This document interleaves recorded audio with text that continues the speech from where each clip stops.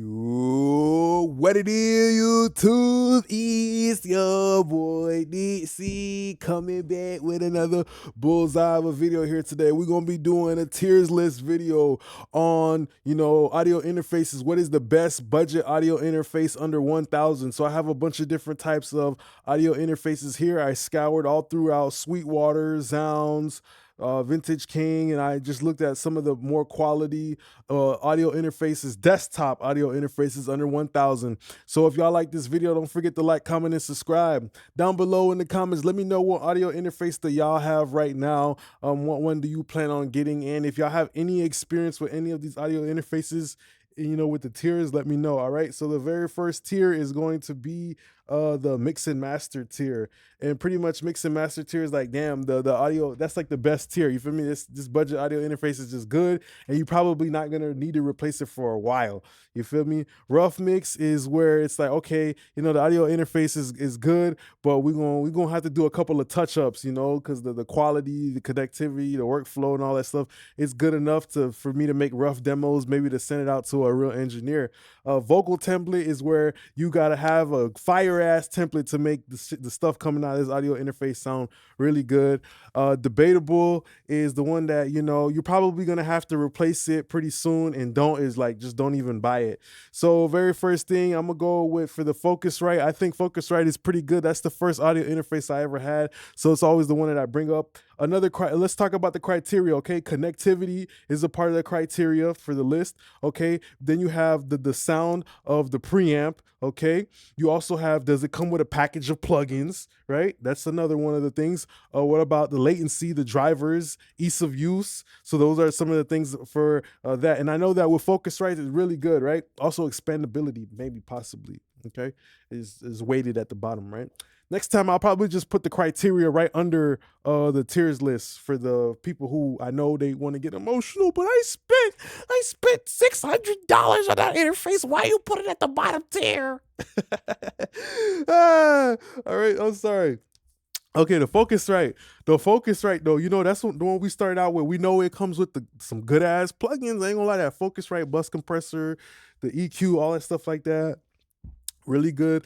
And I like, the one thing I like about the Focusrite is you can use it on Windows, you can use it on the Mac, you can use it the Thunderbolt, you feel me? I noticed that this shit works everywhere, versus where something like the Apollo Solo, everybody always complained, even though this is gonna be the Apollo, the Apollo Twin. With the Apollo Solo, people always used to complain, oh shit, man, but I thought the Thunderbolt 3 version that worked over here could work on my Windows, and I downgraded, and it's like, come on, why the hell would you spend so much money to make your life harder? You always want to, in this audio shit, watch out, you always want to spend more money to make your life easier, Okay, so always think about that. Sometimes you buy an expensive ass piece of equipment, now you got to do all this maintenance and shit on it, so it's a lick. You a lick because you just spent more money to make your life harder. You always want to spend more money to make your life easier. All right, so yeah, that's why the the UAD got to go at the top. Maybe the haters will put UAD one step down, but with the UAD is dope because you get to record with the UAD console, which is very important. You feel me? You get the reverb in the headphones, you get the auto-tune in the headphones, you get compression in the headphones, depending on if you get the duo or the quad. It looks like nowadays they mostly got the duos, but yeah, that the tracking aspect of the UAD is great. Also, the UAD plugins is great. I noticed when I had a Focusrite that, dog, when I started plugging my same speakers into the Apollo, it just always sounded better. Maybe because of the D to A converters, the digital ones and zeros becoming sound. The D to A converters are better in the Apollo than it is in the Focusrite. That's not an argument right there. You feel me? Also, the preamps, the Unison preamps sound really, really good. Oh my god! And you get to also choose colored preamps like the Neve and all that stuff. So that's got to go at the top. All right, Antelope Audio. That's got to go to the top. Mix and master. Antelope Audio is raw. They got a bunch of dope ass plugins. I noticed. I also know that they have a console, some type of a console-ish type of thing that they have, and that's why Antelope Audio has to go to the top. It sounds really clean, and the converters and all that stuff like that, and the preamp is almost as comparable as their more expensive line of stuff. For the heritage audio, I'm gonna have to throw that all the way in debatable. Damn near don't. I would say don't get it. The most important thing about that, the main selling point about that audio interface is the fact that it has Neve 1073 preamps, two of which, if you make rap music like us, you probably only need one preamp. You don't need two. You're not recording a stereo signal. So that's why I would put it at don't, because you got the you could just get the Apollo. You know, when you consider the price of this thing, I think it's like 700 or whatever after tax and all that stuff. Why would you get it when you could just get the Apollo and have a Neve 1073, a Neve 1084, the regular Neve, the Neve 1081? You could get all that stuff inside the Apollo. And if that's the main selling point is the preamp, and I feel like the rest of the interface is lacking, why not just get a regular Neve for like 1,000 a wah, or get like a wah 1073 with the EQ or whatever? You feel me? Or just get an actual real Neve preamp, put $100 more in, a couple hundred more, and just get like a fucking, you know, real Neve preamp with the cardinal transformers and all that stuff like that. You don't need to have a dedicated audio interface, all right? So for just to get a Neve preamp, all right? So yeah, after that, for the Audient, I'm gonna put it in the middle. I've used the Audient a couple times in different studios.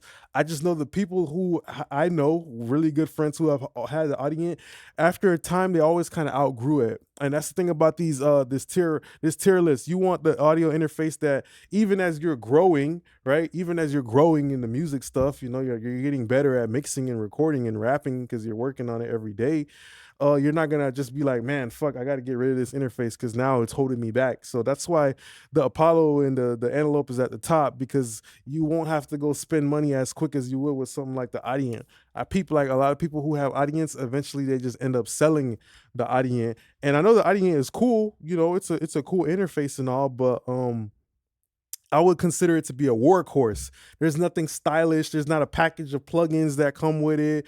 You know, the preamp on it is, it's clean, but nowadays all the preamps on all the interfaces are pretty clean. All right, Apogee Duet, come on, that got to go in mix and master tier. The Apogee Duet is fire. The Apogee Duet is fire. I ain't gonna cap. It's fire. I love the way it looks too. The only problem that I might have with it is like you can't really expand it. You feel me? Like a what you call it, with some over here like that. You could kind of like expand these. You could take a Apollo and plug it into a rack Apollo, but with the Apogee Duet, I might just bring that down. I think it might. I think it might. I don't think it's expandable in a sense with like ADAT and stuff like that too. Maybe you wanted to do like different stuff with it. You know, it's kind of limited. So, you know, just because that shit is too far, I can't bring myself to put that shit in rough mix, bro. Because the Apogee Duet, you can put in work with that Apogee Duet. I ain't gonna cap. In the Apogee Sympathy, all that stuff like that, bro. You could put in work with that, with those interfaces. That's a good brand of interface. You feel me? RME, that got to go to the top, bruh. You feel me? All this video is just proving is that nowadays the equipment is so good. Like, bro, RME, I damn well know. I think you could expand the RME. I know the RME, they got the console stuff. RME is good for the drivers. The people always talking about drivers. The thing about the drivers is bullshit though, because if you really make music, any real musician, or you go to any studio, they do not upgrade the computer. Nobody upgrades their computer in the music. Nobody does that, bruh. You don't do that, because what happens if you update your OS? Now all of a sudden your interface not working, your plugins not working, this and that not working. Your sessions won't open up. Most people who really do this music shit, bruh, they do not upgrade their computer, bro. Go to any studio and say, "Oh, do y'all update the?" They'll tell you, "Bro, no, we don't upgrade the computer. Like, you don't update your computer in the music shit, bro. Because sometimes you update your OS, you update your Windows. Now all your plugins is fucking up. Now all your this and that is fucking up. So I think it's just tough when people say, "Oh yeah, it's because RME has they have great drivers and the stability is amazing." Yeah, that's cool if you updating your computer, but once you got a good ass computer, like you drop some money on a good ass computer, you just don't update that shit. You don't do no updates on it, and it will work consistently forever. You feel me? There's people who running on old Macintoshes from 2000, the trash Macintosh, the trash can shit. They just don't update this shit. If they tried to update this shit, that might just fuck up their whole system. And that, now you got to work backwards. Now you fucking up your money. So I find it funny when these little YouTubers try to talk about stuff when they don't really make music. They don't really do the music every day, and they don't really get no money off of music. So they just think, oh yeah, I'm gonna upgrade my computer, and that's why you always need the latest drivers. No, you don't. You feel me? You just get some shit that is stable and work. You feel me? SSL, bro, the SSL gotta go to SSL. Low-key gotta go to mix and master, because it come with the SSL package of plugins. I would just say the fact that the only thing that gonna make it go to rough mix is the fact that, you know, it's just one sound. It's that SSL sound. You feel me? It's that mid-range VCA type of sound. It ain't like, you know, the Antelope and the Universal Audio that's gonna give you creamy, thumping API vision on the way in. If you want that sound, this type of channel strip, this type of palette of Crayola crayons that, you know, the Apogee, not the Apogee, but the Apollo and the Antelope give that you know, that palette of different colors of tone, versus where, like, you know, SSL, the sound of an SSL is pretty recognizable. You know, it's that VCA type of sound, the sound of EQs and stuff. So yeah, I think that is dope. You know, rough mix. Maybe nowadays, because you know, SSL started to make some moves. Maybe it comes with Slate plugins. I'm not sure. Because you know, now Slate is doing business with SSL, so maybe it does come with Slate plugins. But yeah, we're gonna put it on rough mix. That's the only limitation. But I use that to record a lot of videos at the studio. That's the interface that they got, and that's a good ass interface. All right. The Avid inbox, don't, like Bryson Tiller said, don't get that shit, if I'm being honest. All right, bro. I don't even think they sell that Avid inbox no more. That thing was so gimmicky, Bluetooth connectivity and all that stuff like that. Man, I think that any Avid equipment is only good if you use Pro Tools, bro. You know, so yeah, I'm not falling for it, you know. I'm just anything Pro Tools. I know I use Pro Tools and all, but if I could go back in time, like Back to the Future with a time machine, I would tell myself to not even use Pro Tools. I'm not gonna lie, guys. All right. So just because it's a Pro Tools item, it's gonna go into don't. I think it's super gimmicky, super expensive, and it's a reason why if you go on Sweetwater, that shit ain't selling, my boy. It ain't there. All right. So there's a reason why it's in the don't. All right. Let's go with the what is this? This is the M Audio Air. Yeah, M Audio Air is good, but it ain't as good as the Audient. Audient is pretty decent, but an M uh, Audio Air, it just kind of sounds like $100 interface. So I put it in the debatable. For the Volt, the Universal Audio Volt is cool. You got Spark plugins nowadays, so I think it's good if you're not trying to get into the UAD infrastructure, but you just want a nice cheap interface, reasonably priced. It's cool. I just think that the main reason why you get anything with those three letters UAD on it is for the UAD console. So it's like, you know what I mean? And you know what? This might have to go in rough mix because you get the ability to pick the compressor, right? You get to pick a 1176 or LA2A on the chain. You get to fuck around with your input chain. You know what? Just because of that, I'm gonna throw it in rough mix. It's giving us some color. And then the presonus is gonna go into vocal template. I done did like 200 songs in 2020 with like presonus, working and grinding in the studio every day, recording people with the presonus.